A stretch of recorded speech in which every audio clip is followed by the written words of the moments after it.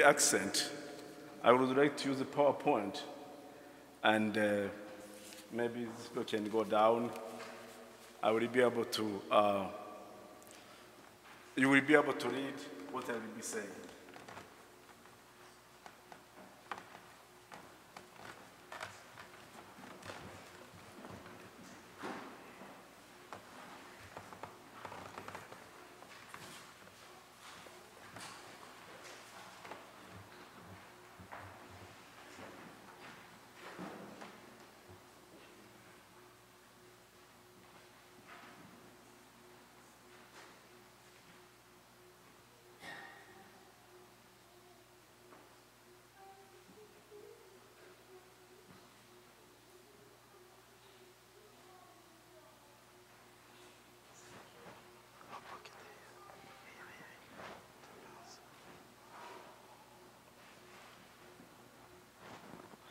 So the technology is not easy.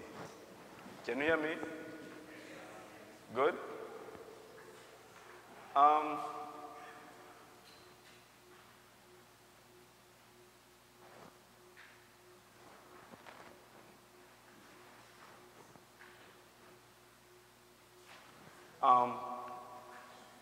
Refugees, let me maybe ask a question. Who heard about refugees before? Huh?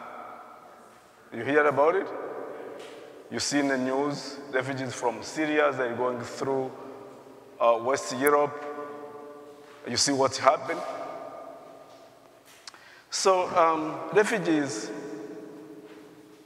are persons who left their country, not by willing, but by forced. There's many reasons. There's a war, which I experienced, national disaster. Sometimes there is a hurricane, something like that. There is violence, persecution, race due to those religion, nationality, political view, and social group. Those are cause of people to leave their country.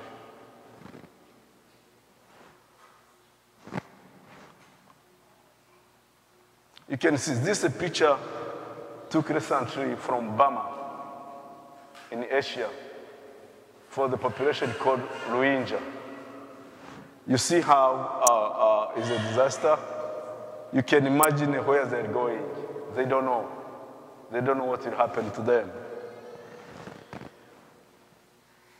This refugee camp, this was a refugee camp in Kenya from Somalia, I think in 1991. It was 500,000 refugees in that refugee camp. It's a town, it's a city. But you can see how it is. Distribution of food. You can see how people are getting food. These are Rohingya from Burma. You can see how they're struggling. And you can see that children, adults, they are mixed. In order to get food, you need to struggle. This water distribution, at least there, you can see they have, in French you call it jerrycans, I don't know how we call it in English. In order to get water, the bucket. You see, majority are the kids who are there. When they cross the border from their country, they are stateless. They don't have any country. So they depend to United Nations. That is the agency I was working for 30 years ago. Right now, we have 63 million of refugees that are out of their country. 30 million are children. You can imagine how it's a disaster. How refugees feel.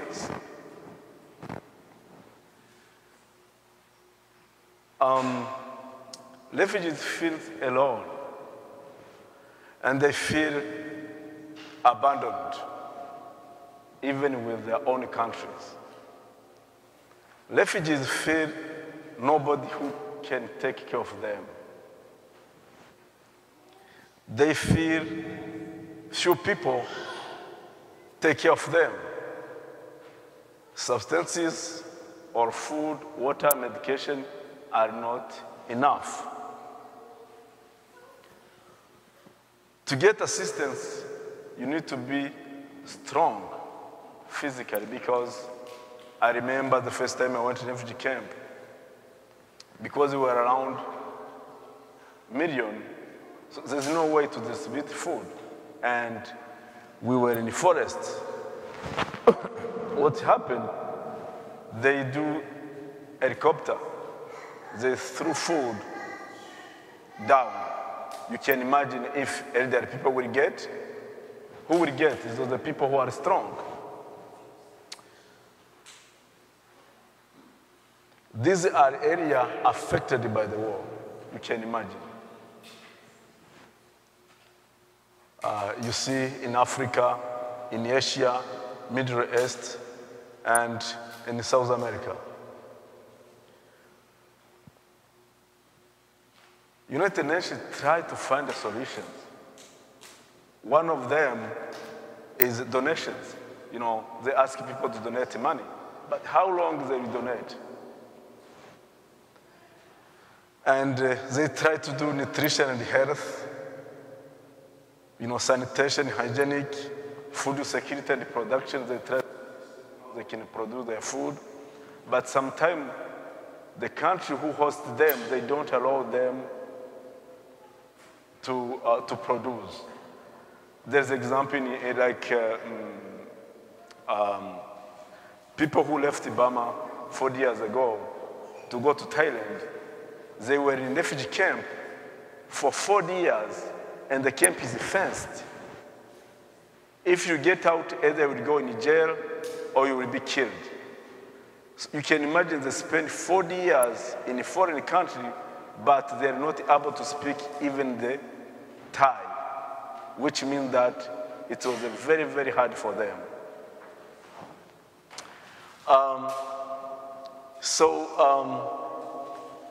United Nations tried to install the emergency situation where people, they can get water, they can get food, they can get medication, they can get whatever they need.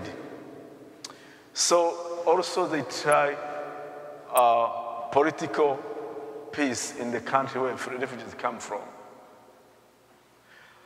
Logically, if you need to bring them back, what you can do, let's say example, people from Afghanistan.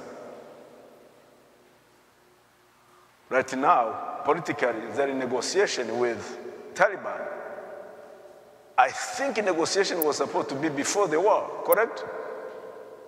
Because they all signs were there that something will happen. But you fight, people lose their life, and at that you say, let's sit down and negotiate. There's no logic. Another solution is resettlement to developed country. That's the program I came in the US with. Imagine how many people will get help in 63 million. All of them that come here in the US, answer is no. There's US, Canada, Australia, Scandinavian country, Norway, Finland, Denmark. Also there is some country in Europe, but they take few people. And each country has their own policy, how people they need to get. Like Australia, if you are sick, you are old, you cannot go there. They need the people who can work. If you're not able to work, you cannot go there. Like Scandinavian country, they take, generally for them, they take those children who are unaccompanied, orphans, or women who lost their husbands. Canada, it takes people who has political issues and people who are sick. But US take everybody who is eligible. That's why, now the number is going down. But in 2015, the plan was to get 100,000 refugees in the US. I was reading the report yesterday. Now the president said this year it will be 18,000. From 100 to 18,000. Last year it was 40,000. This year it's 18. So all of this solution doesn't work at all. Because still, I was reading the news yesterday in Turkey, they have around 2 million people from Syria. You can imagine. So what's the solution? What Jesus tells about people who are feeling like refugees? They are alone. They feel alone. Sometimes I talk to people I work together and ask them some questions. I say, what time you were hungry and do not expect to get food? No one who told you that he experienced that. That's the experience for refugees every single day. Because if the donation will go down, this means they will not get food. So, what Jesus tell people? Sometimes it's hard for me to take the story in the Bible to put in American context. Because in the US there's the Medicaid, there's the food stamp, there's those kind of assistance, correct? And the majority of people, they have access unless there is some problems. Let someone read John 5, 1 to 21. Please read by using my call. Yeah, thank you.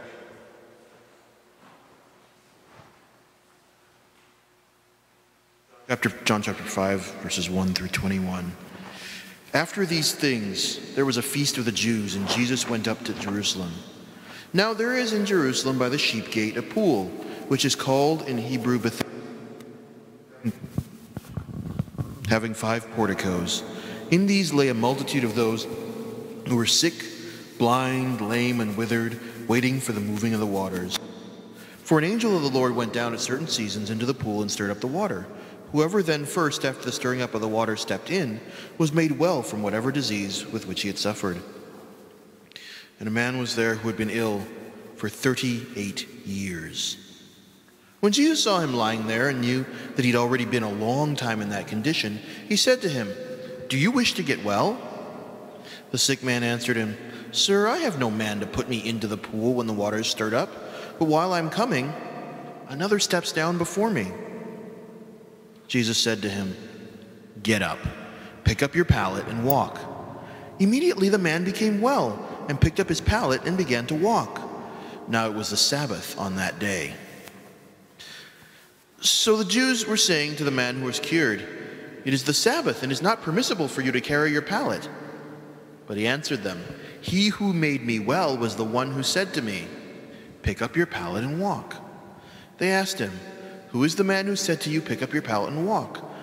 But the man who was healed did not know who it was, for Jesus had slipped away while there was a crowd in that place. Afterward, Jesus found him in the temple and said to him, "Behold, you have become well. Do not sin anymore, so that nothing worse happens to you." The man went away and told the Jews that it was Jesus who had made him well. For this reason, the Jews were persecuting Jesus because he was doing these things on the Sabbath. But he answered them, "My Father is working until now, and I myself am working." For this reason, therefore, the Jews were seeking all the more to kill him, because he not only was breaking the Sabbath, but he was calling God his own Father, and making himself equal with God. Therefore Jesus answered and was saying to them, "Truly I say to you, the Son can do nothing of himself unless it is something he sees the Father doing. For whatever the Father does, these things the Son also does in like manner. For the Father loves the Son and shows him all things that he himself is doing, and the Father will show him greater works than these, so that you will marvel. For just as the Father raises the dead and gives them life, even so the Son also gives life to those he wishes. Thank you. I told the pastor that to present refugees issue, even in my own story, I like where people they can be able to ask you questions, but it's not in your culture in the Seventh-day Adventist during these hours to ask you questions. So if you wish, Pastor, maybe another day I will do a presentation about refugees. You can be aware, because it can happen to anybody, anytime. So let's look at spiritual words Jesus tells people.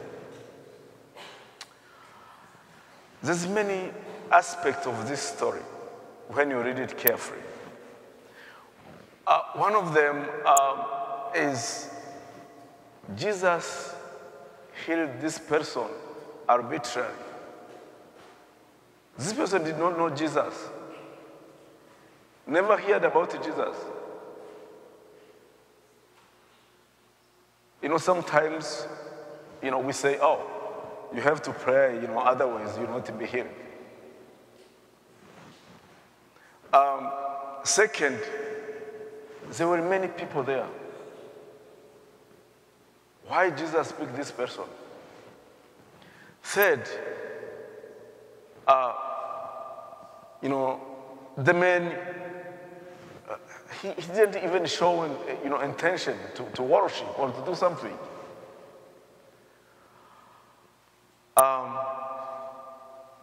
He never expressed his faith that I'm Seventh-day Adventist. This man, he only claimed attention because he was miserable. Let's think, 30 years old, being sick.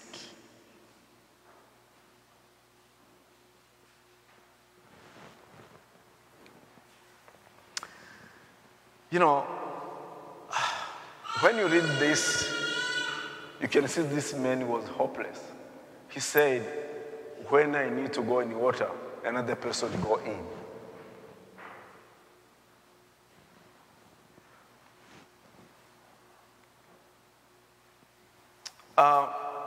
How Jesus can act in that way?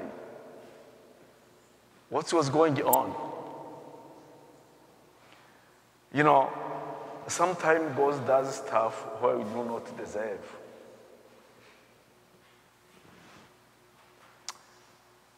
God, does think on his grace. Like me, I was selected among about 1 million to come over here. I'm telling you that people who stay like recently, people were coming from Congo. They have been in refugee camp since 1998. People were born in refugee camp, but they get children over there, and they don't even know how Congo look like. This reminds us how always we need to depend to him.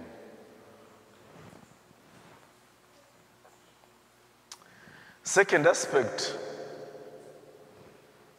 I think the Bible doesn't tell about his relatives. But of course he was coming from somewhere, in the village or in town or in, he was born. This means he has the parents, has siblings, has cousin, but they didn't care about him. What about the neighbors? Neighbors didn't take care about him. What about churches, synagogue? And remember the day Jesus went there, it was a holiday, correct? It was a holiday, people they were celebrating. But nobody who went to take care about this guy, who was there for 8 years old. I'm 50 now, I'm 50 years old. Imagine if you remove 20 years. Since then I was sick, and nobody can take care of me. disciples, they didn't know him. No.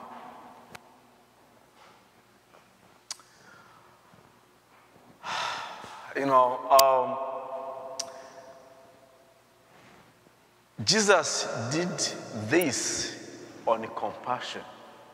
When I was trying to see the vocabulary, what compassion does mean, it say to suffer on the behalf of somebody. Compassion, feeling, like another person how can, if you see someone is sick, go in his shoes. That's what in English they say. The other aspect is rabbis or pastors or deacon or elders or member of the church. They say, what do you say in Sabbath? What you have to do is an emergency. Otherwise, we don't, correct? But here it's not emergency because the guy was 38 years sick. Jesus could say, let you be healed the next day, correct? Because 38, one day could not change anything.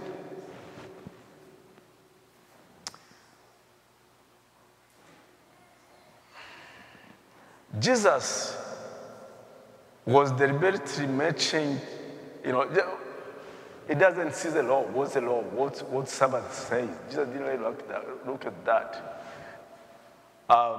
In Matthew it says, it is law to do good on the Sabbath. Fourth aspect, when he went to church, he saw the guy in the synagogue. He said, do not sin again. Correct? Let's imagine what kind of sin this guy was doing. Someone who was on the bed for 80 years. So, a Paris man cannot kill somebody, but it seems Jesus was thinking about his mind, what this guy was thinking, or attitude, or imagination. This story, what can teach us in our life? Being a refugee, having a problem, being sick, what this story can teach us.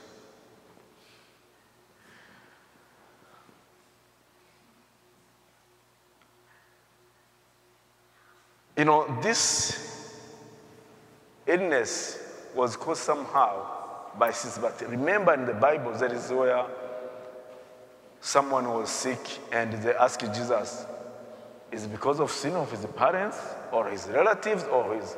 What was the answer? None of them. So we cannot attribute to somebody who has a problem to relate to sin, correct? Because all of us, we are sinners.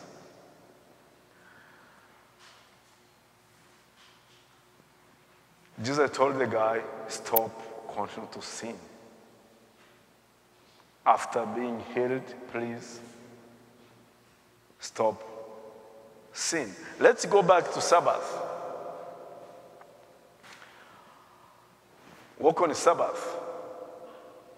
I heard in the Seventh-day Adventist mission story. In the lessons there is those stories. I tried to read all of them. Do you know where they are? In the lessons. In the back. One story I heard many years ago, even you may heard. A guy was working for a company to provide water in India. And they told him to go to work in a village. He was Seventh-day Adventist. When he went to work there, there's no church. And his man said, may I stay home? Where you go to worship? he says, let me go provide water for free. Other days, he was providing water and be paid, correct? He decided to go there and provide water for free. 1 month, 2 months, 3 months. Later on, the church went to do evangelism over there. He was the one with the Bible and singing. I don't know where in the campaign, which song do they sing, but in my country we sing, come to Jesus, come to Jesus, come to Jesus. When people from that village saw that person, oh, is a church for that guy who provided the water for free on Saturday? The story was saying that now over there's many churches because of that guy working on Sabbath. I'm not telling you to work on Sabbath, but let's use our kindness, our compassion to help others, and that's our work. Thank you. Amen. This is the end of story, and maybe Pastor will tell me another day. I can present really literally the way, the journey of refugees in this world. Thank you.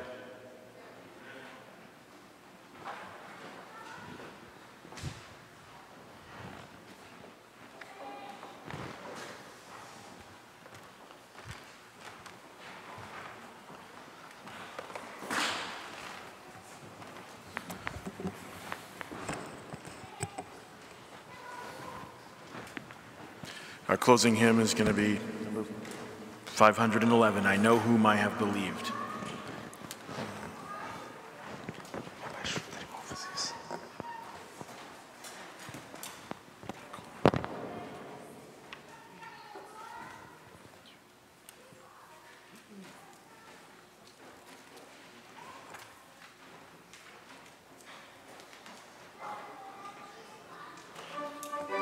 Let's stand.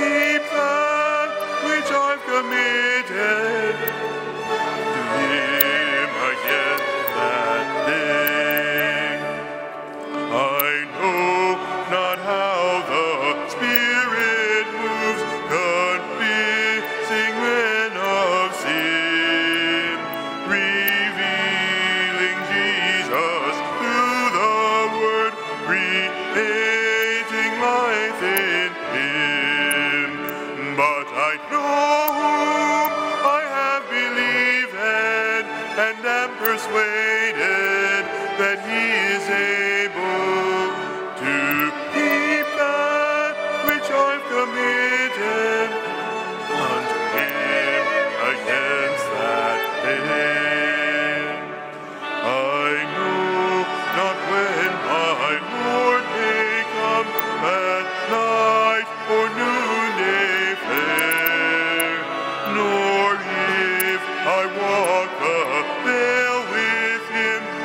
or meet him in the air.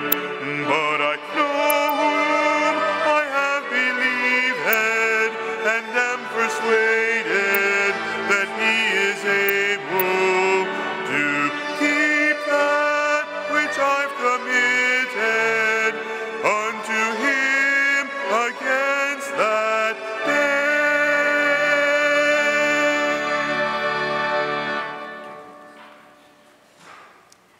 Our Heavenly Father, I thank you so much that there isn't anything that we can do to recommend ourselves to you, but that you came to save us, that you picked us out amongst the crowd, and that you saved us.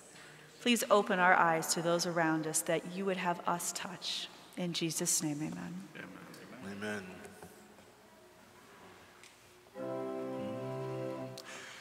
Dismiss us, Lord, with blessing we pray, as from thy worship we go our ways, guide in life's course.